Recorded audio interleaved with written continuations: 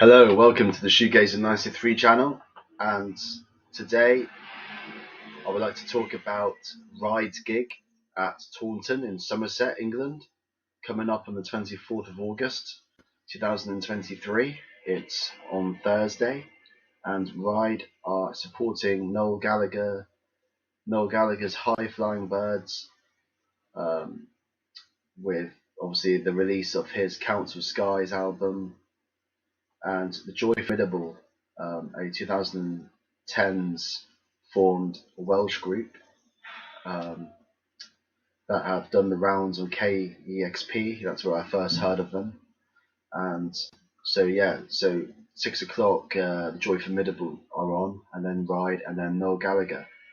So yes, very much looking forward to this gig. Obviously, I do like Noel Gallagher as well.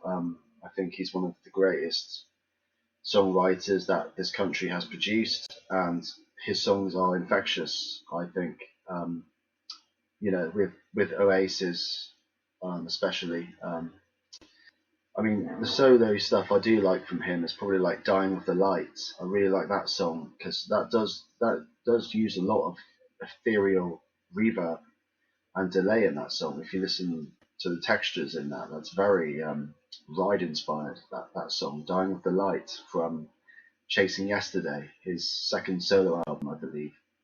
So I would recommend, if you're coming from a shoegaze kind of background, then the Noel Gallagher track you want to really check out is "The Dying of the Light," and it's a really nice, bittersweet, melancholic kind of song.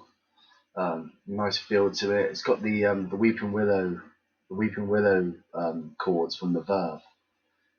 He pretty much he pretty much lifts that whole like chord progression from the Urban Hymns album, but in usual Noel Gallagher fashion, he kind of takes and then he molds it into his own thing, just about enough to get away with it.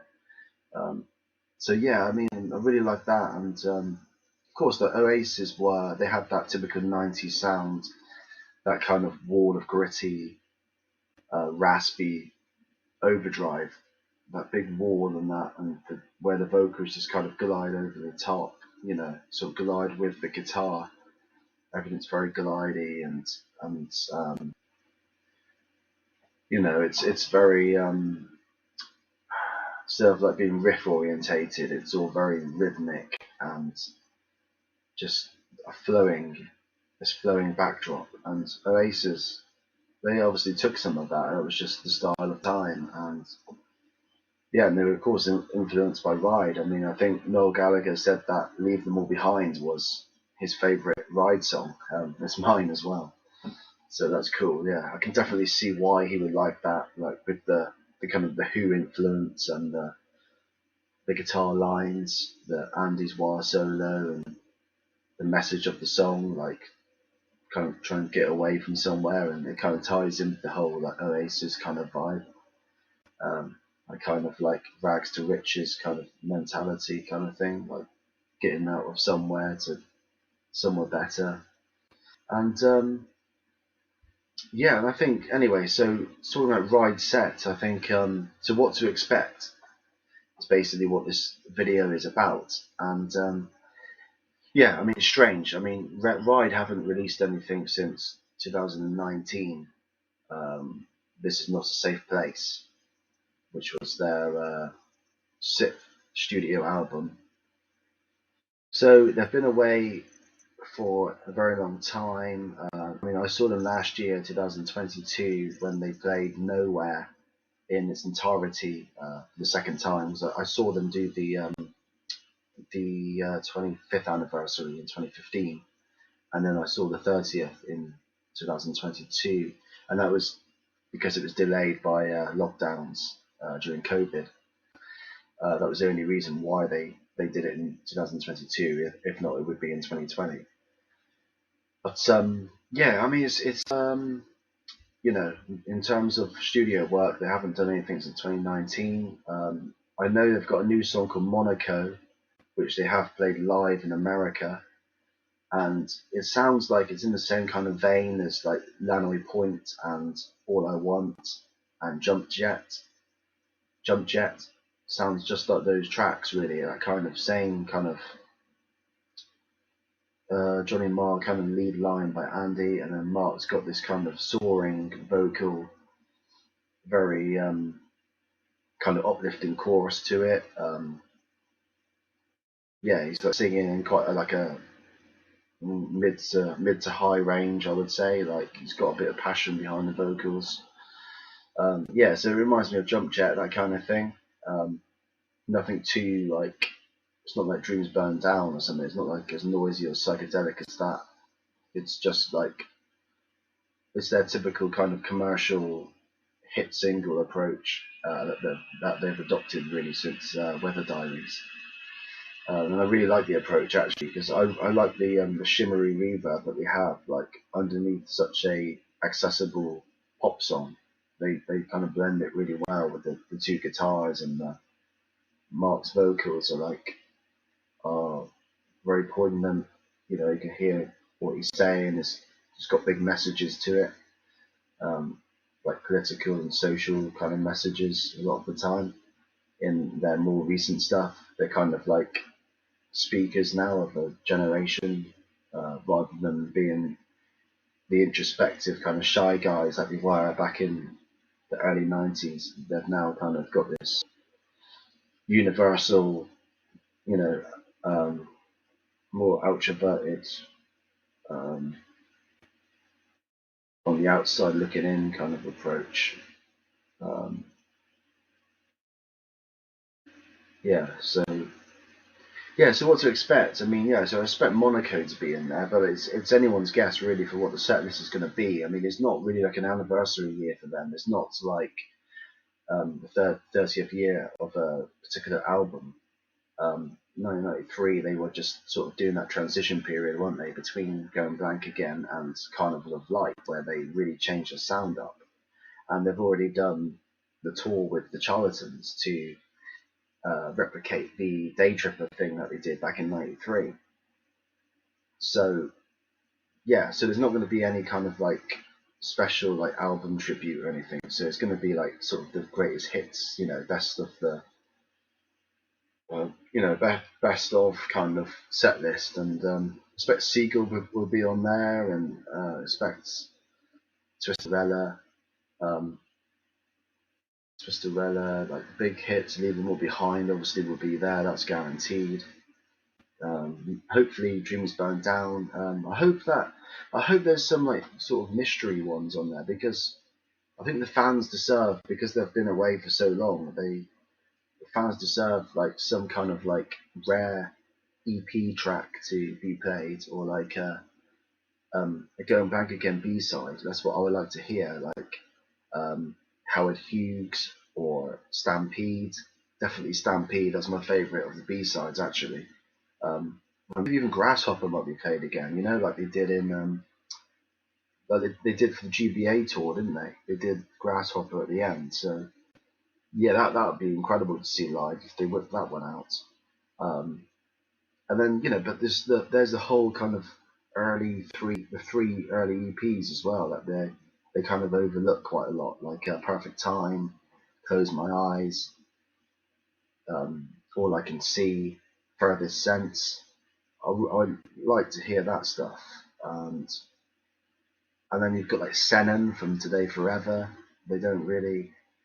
They did play that on the GBA thing last year, on the GBA tribute, so that might be in there. Sennen. Um, and then there's Beneath as well. Beneath, the song that they haven't played at all for like not since the '90s. That's the one that hasn't come out yet. It's Beneath. They played today already, because I saw that in 2015.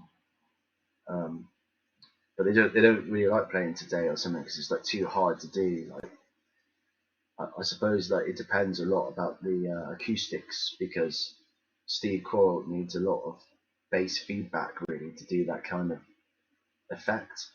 That EBO kind of effect is actually from Steve's bass feedback. He kind of like faces and leans towards his amplifier that's cranked up, and then that's how he gets it. Yeah, and so I suppose maybe it depends on the acoustics and whether they can do that song or not.